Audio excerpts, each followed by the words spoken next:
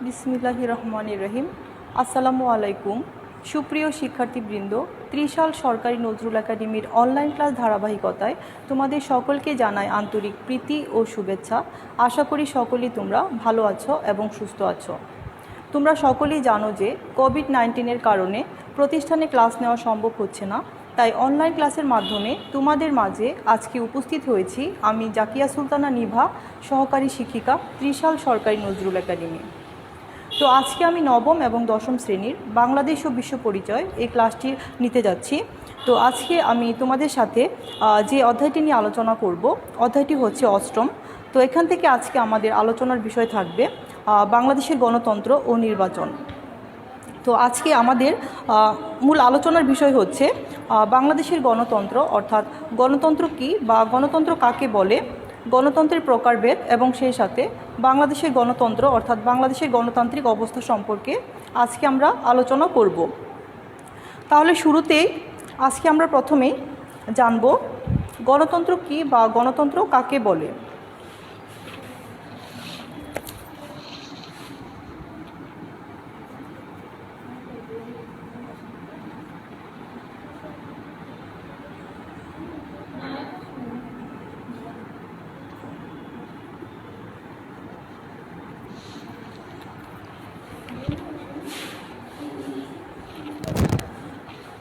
তাহলে গণতন্ত্র কী বা গণতন্ত্র কাকে বলে আগে আমরা সে বিষয়ে ধারণা নিই, তারপর আমরা পরবর্তী আলোচনায় যাই। তো তোমরা তোমাদের পাঠ্য বই লক্ষ্য করো, বর্তমান বিশ্বের সর্বাধিক গ্রহণযোগ্য সরকার ব্যবস্থা হলো গণতন্ত্র। বাংলাদেশের সরকার পদ্ধতি একটি গণতান্ত্রিক ব্যবস্থা। বিশ্বের প্রায় প্রত্যেকটি দেশেই গণতন্ত্র ব্যাপকভাবে প্রচলিত বা জনপ্রিয়তা পাচ্ছে। তো সাধারণভাবে গণতন্ত্র বলতে বোঝায় যে শাসন ব্যবস্থায় শাসন ক্ষমতা মুষ্টিমেয় লোকের হাতে পুঞ্জীভূত না থেকে রাষ্ট্রের সব জনসাধারণের উপর ন্যস্ত থাকে এবং জনগণই তাদের সরকার গঠন করে। অর্থাৎ গণতন্ত্র হচ্ছে এমন একটি রাজনৈতিক ব্যবস্থা যেখানে নির্ধারিত মেয়াদ শেষে সরকার পরিবর্তনের লক্ষ্যে সুষ্ঠু নির্বাচন অনুষ্ঠিত হয়, যাতে প্রাপ্তবয়স্কদের সর্বজনীন ভোটাধিকার নিশ্চিত থাকে। তো এদিকে গণতন্ত্র সম্পর্কে আমেরিকার প্রখ্যাত প্রেসিডেন্ট আব্রাহাম লিঙ্কন একটি সুনির্দিষ্ট সংজ্ঞা দিয়েছেন, আর এই সংজ্ঞাটি হচ্ছে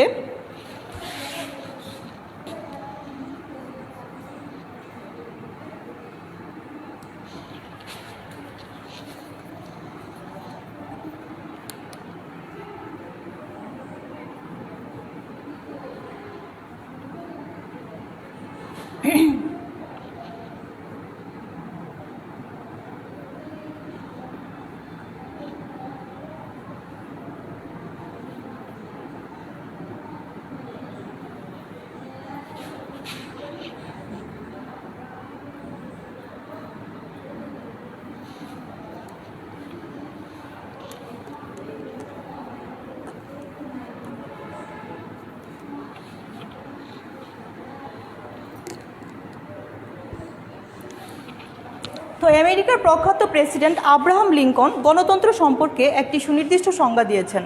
অর্থাৎ আব্রাহাম লিঙ্কনের মতে গণতন্ত্র হচ্ছে জনগণের জন্য ও জনগণ দ্বারাই নির্বাচিত সরকার ব্যবস্থা, আর তিনি এভাবেই গণতন্ত্রকে সংজ্ঞায়িত করেছেন।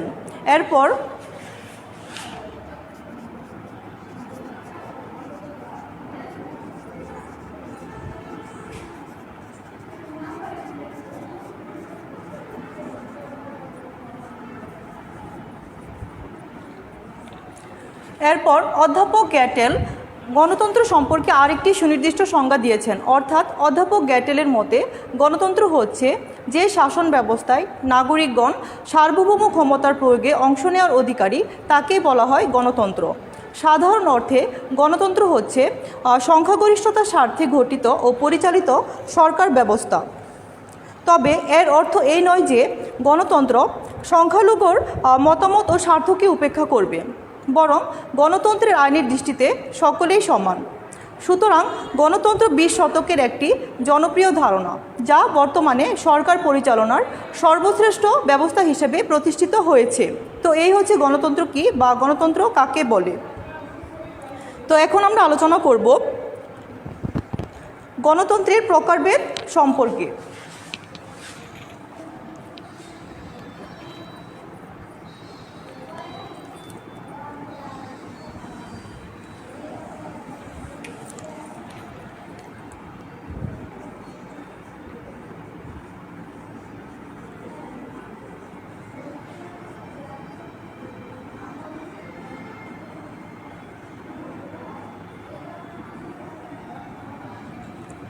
তো গণতন্ত্রের প্রকারভেদকে সাধারণত দুটি পদ্ধতিতে কার্যকর করা হয়েছে। তো প্রথমটি হচ্ছে প্রত্যক্ষ বা বিশুদ্ধ গণতন্ত্র এবং দ্বিতীয়টি হচ্ছে পরোক্ষ বা প্রতিনিধিত্বমূলক গণতন্ত্র।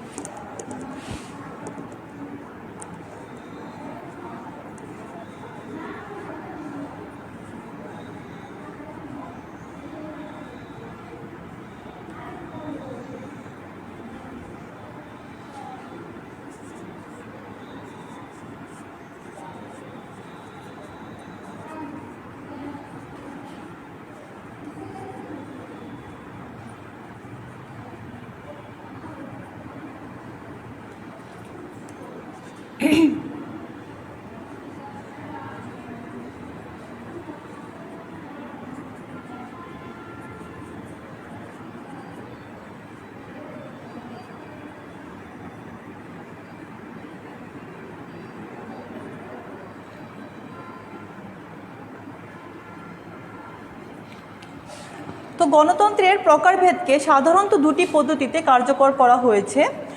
প্রথমটি হচ্ছে প্রত্যক্ষ বা বিশুদ্ধ গণতন্ত্র এবং দ্বিতীয়টি হচ্ছে পরোক্ষ বা প্রতিনিধিত্বমূলক গণতন্ত্র। তো প্রথম যেটি রয়েছে সেটি হচ্ছে প্রত্যক্ষ বা বিশুদ্ধ গণতন্ত্র। তো প্রত্যক্ষ বা বিশুদ্ধ গণতন্ত্র বলতে আমরা কি বুঝি? তো প্রত্যক্ষ গণতন্ত্র বলতে যে শাসন ব্যবস্থায় নাগরিকগণ প্রত্যক্ষ বা সরাসরিভাবে শাসনকার্য পরিচালনায় অংশগ্রহণ করার সুযোগ পায় তাকেই বলা হয় প্রত্যক্ষ বা বিশুদ্ধ গণতন্ত্র। যেমন প্রাচীন গ্রিসের ক্ষুদ্র ক্ষুদ্র নগর রাষ্ট্রগুলোতে প্রত্যক্ষ বা বিশুদ্ধ গণতন্ত্র প্রচলিত রয়েছে এবং রাষ্ট্রের সকল নাগরিক আইন প্রণয়ন, রাষ্ট্রীয় সিদ্ধান্ত গ্রহণ, কর ধার্য, বিচার কার্য পরিচালনা সহ অন্যান্য ক্ষেত্রে সরাসরি অংশগ্রহণ করত। সে সময় নাগরিকের ধারণা সীমাবদ্ধ ছিল, রাষ্ট্রের সকলেই নাগরিকত্বের সম্মান পেত না। তবে আধুনিক রাষ্ট্র আয়তনে বিশাল ছিল এবং এর জনসংখ্যাও ছিল খুব বেশি। তো এই অবস্থায় প্রত্যক্ষ গণতন্ত্র চর্চার সুযোগও কম ছিল। তবে সুইজারল্যান্ডের কয়েকটি অঞ্চলে আংশিকভাবে এখনও প্রত্যক্ষ বা বিশুদ্ধ গণতন্ত্র প্রচলিত রয়েছে বা আছে। তো 2 নম্বর যেটি রয়েছে সেটি হচ্ছে পরোক্ষ বা প্রতিনিধিত্বমূলক গণতন্ত্র। তো পরোক্ষ গণতন্ত্র বলতে কি বোঝায়? পরোক্ষ গণতন্ত্র বলতে প্রতিনিধি নির্বাচনের মাধ্যমে শাসনকার্য পরিচালনা করার পদ্ধতিকেই বোঝায়। এই ধরনের গণতন্ত্রকে মূলত বলা হয় পরোক্ষ বা প্রতিনিধিত্বমূলক গণতন্ত্র। এই পদ্ধতিতে সাধারণত নাগরিকগণ সরাসরি শাসন কার্যে অংশগ্রহণ করতে পারেন না। তবে পরোক্ষ গণতন্ত্রে নির্বাচিত প্রতিনিধিরাই আইন প্রণয়ন সহ শাসনকার্য পরিচালনার দায়িত্বে নিয়োজিত থাকেন। তো আধুনিক গণতান্ত্রিক রাষ্ট্রে পরোক্ষ বা প্রতিনিধিত্বমূলক গণতন্ত্রই প্রচলিত রয়েছে বা ছিল। তো এই হচ্ছে গণতন্ত্রের প্রকারভেদ, যেগুলো অবশ্যই তোমাদেরকে জানতে হবে এবং পড়তে হবে। তো এখন আমরা আলোচনা করব বাংলাদেশের গণতন্ত্র অর্থাৎ বাংলাদেশের গণতান্ত্রিক অবস্থা সম্পর্কে।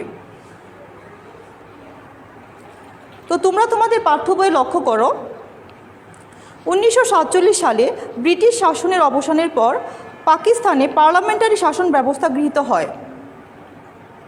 বাংলাদেশ তখন পূর্ব পাকিস্তান নামে পাকিস্তানের অংশ ছিল।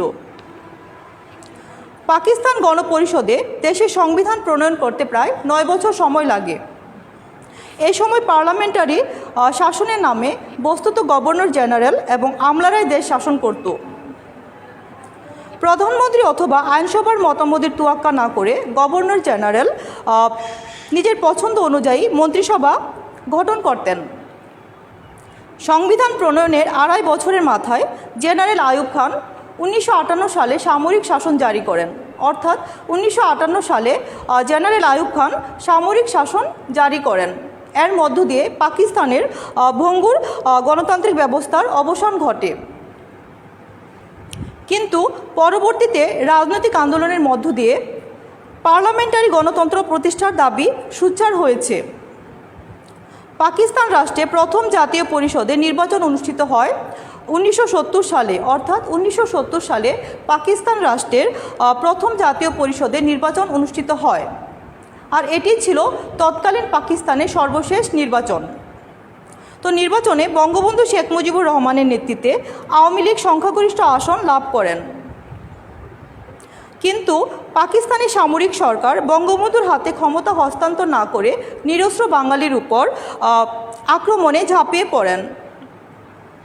বঙ্গবন্ধু শেখ মুজিবুর রহমান সংখ্যাগরিষ্ঠ মানুষের ভোটে নির্বাচিত নেতা হিসেবে বাংলাদেশের স্বাধীনতা ঘোষণা করেন 1971 সালের 26শে মার্চ। তো এর চূড়ান্ত পরিণতি ঘটে 1971 সালে 9 মাসব্যাপী রক্তক্ষয়ী মুক্তিযুদ্ধের মধ্য দিয়ে, আর এভাবে স্বাধীন বাংলাদেশের অভ্যুদয় ঘটে। তো স্বাধীনতা পরবর্তী সময় থেকে আজ পর্যন্ত বাংলাদেশে 3টি রাজনৈতিক দল ক্ষমতায় আসে, আর এগুলো হচ্ছে বাংলাদেশ আওয়ামী লীগ, বিএনপি এবং জাতীয় পার্টি। স্বাধীনতার পর জাতির জনক বঙ্গবন্ধু শেখ মুজিবুর রহমানের নেতৃত্বাধীন বাংলাদেশ আওয়ামী লীগ প্রথম সরকার গঠন করেন। পাকিস্তানি অপশাসন ও শোষণের বিরুদ্ধে বাঙালিরা তাদের দীর্ঘ সংগ্রামের মূর্ত প্রতীক বঙ্গবন্ধু শেখ মুজিবুর রহমানের নেতৃত্বে গণতন্ত্র লাভ করেছিল। তো এদিকে 1975 সালের 15ই আগস্ট দেশি বিদেশি স্বাধীনতা বিরোধী চক্রের ষড়যন্ত্রে একদল বিপদগামী সেনা সদস্যের হাতে বঙ্গবন্ধু শেখ মুজিবুর রহমান ও তার পরিবারের উপস্থিত সকল সদস্য শাহাদাত বরণ করেন,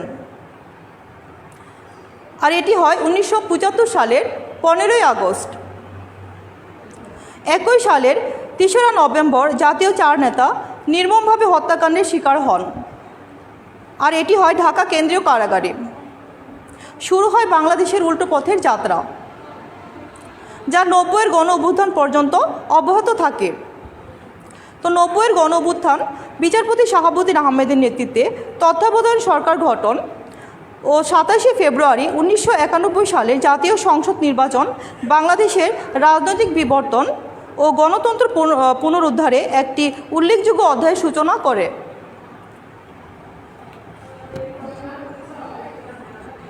তো এদিকে 1991 সালের নির্বাচনে জয়লাভ করে বাংলাদেশ জাতীয়তাবাদী দল বিএনপি সরকার গঠন করেন। নির্বাচনের পর জাতীয় সংসদে সকল দলের ঐকমত্যের ভিত্তিতে সংবিধানের দ্বাদশ সংশোধনীর মাধ্যমে 1991 সালের 6ই আগস্ট মন্ত্রিপরিষদ শাসিত সরকার ব্যবস্থা পুনর্পরিবর্তিত হয়। এদিকে আওয়ামী লীগ সহ বিভিন্ন রাজনৈতিক দল বিএনপি সরকারের কাছে তত্ত্বাবধায়ক সরকারের অধীনে পরবর্তী সাধারণ নির্বাচন অনুষ্ঠানের দাবি জানাতে থাকে, আর এই দাবির এক পর্যায়ে 147 জন সদস্য জাতীয় সংসদ থেকে পদত্যাগ করেন। তো আওয়ামী লীগ, জাতীয় পার্টি ও জামায়াতে ইসলামী নির্দলীয় নিরপেক্ষ তত্ত্বাবধায়ক সরকার গঠনের জন্য রাজপথে আন্দোলন শুরু করেন। তো বিএনপি সরকার এ দাবি উপেক্ষা করে 15 ফেব্রুয়ারি 1996 সালের জাতীয় সংসদের সাধারণ নির্বাচন অনুষ্ঠিত করেন। তো তত্ত্বাবধায়ক সরকারের অধীনে 1996 সালে 12 জুন সপ্তম জাতীয় সংসদ নির্বাচন অনুষ্ঠিত হয়। অর্থাৎ সপ্তম জাতীয় সংসদ নির্বাচন অনুষ্ঠিত হয় 1996 সালের 12 জুন। এই নির্বাচনে বাংলাদেশ আওয়ামী লীগ সংখ্যাগরিষ্ঠ আসনে জয়লাভ করে সরকার গঠন করেন। এরপর বাংলাদেশ আওয়ামী লীগ সরকার গণতন্ত্রকে শক্তিশালীকরণে বিভিন্ন পদক্ষেপ নেয়। তো পরবর্তীতে 2011 সালের 1 অক্টোবর অনুষ্ঠিত হয় 8ম জাতীয় সংসদ নির্বাচন। এই নির্বাচনে বিএনপি জামাত সমর্থিত 4 দলীয় জোট সরকার গঠন করেন। তো এদিকে 2007 সালে সেনাবাহিনীর প্রধান জেনারেল মইনু আহমেদের নেতৃত্বে রাজনীতিতে পরোক্ষভাবে সেনা হস্তক্ষেপ ঘটে। তৎকালীন তত্ত্বাবধায়ক সরকারের প্রধান উপদেষ্টা ডক্টর ফখরুদ্দিন আহমেদের নেতৃত্বাধীন সেনা সমর্থিত সরকার 2 বছর ক্ষমতাসীন থাকে এবং 2 বছর পর সরকার নির্বাচন দিতে বাধ্য হয়। তো এদিকে নবম জাতীয় সংসদ নির্বাচন অনুষ্ঠিত হয় 29 ডিসেম্বর 2008 সালে। নবম এই জাতীয় সংসদ নির্বাচনে বাংলাদেশ আওয়ামী লীগের নেতৃত্বাধীন মহাজোট বিপুল বিজয় অর্জন করে সরকার গঠন করেন। তো দশম জাতীয় সংসদ নির্বাচন অনুষ্ঠিত হয় 2014 সালের 5 জানুয়ারি। তো পূর্ববর্তী সরকার পরিচালনার সাফল্য ও দেশের সামগ্রিক উন্নয়নের জন্য এই নির্বাচনেও বাংলাদেশ আওয়ামী লীগ নেতৃত্বাধীন জোট বিজয়ী হয়ে সরকার গঠন করেন। তো এই হচ্ছে বাংলাদেশের গণতন্ত্র বা বাংলাদেশের গণতান্ত্রিক অবস্থা, যেগুলো অবশ্যই তোমাদেরকে জানতে হবে এবং পড়তে হবে। তাছাড়া দেখা যাচ্ছে এই বিষয়গুলো থেকে তোমাদের পরীক্ষায় এমসিকিউ কোশ্চেন থাকে এবং সৃজনশীল কোশ্চেন থাকে। তাছাড়া এই অধ্যায়টিও তোমাদের জন্য খুব গুরুত্বপূর্ণ একটি অধ্যায়। তো আজকে তোমাদের সাথে এ পর্যন্তই। পরবর্তী ক্লাসে ইনশাল্লাহ দেখা হবে। সে পর্যন্ত ভালো থাকবে, সুস্থ থাকবে, নিরাপদে থাকবে। আল্লাহ হাফেজ।